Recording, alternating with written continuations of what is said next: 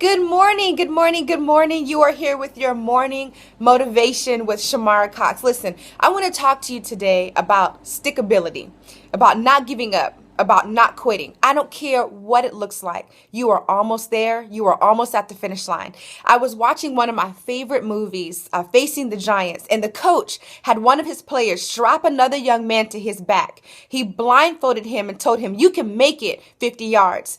And that boy got on his knees and he was crawling and crying and sweating and pushing and pushing and pushing. And he was just going. And he was blindfolded. He didn't know how far he was from the finish line or from that 50-yard mark that the coach had set out for him.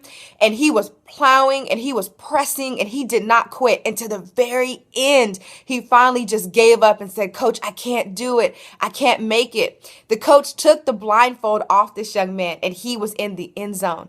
He had surpassed his goal by 50 yards.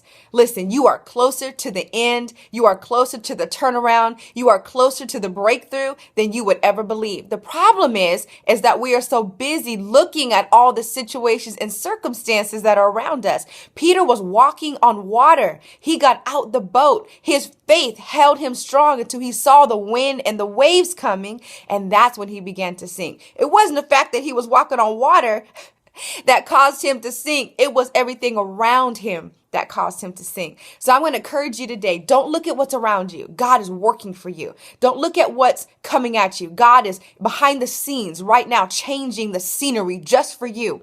If you've ever been to a play and you're in the intermission and all of a sudden it's one scene, curtains closed, curtains open, and it's an entirely different scene, that is what God is doing on your behalf right now. Listen, you are in the finest hour of your life. This is the time to do the thing that God has called you to do, to be all that God has called you to be and have all that God has called you to have. All right, that is your morning motivation with Shamara Cox. Stick with it. Don't give up. Don't quit. Don't stop.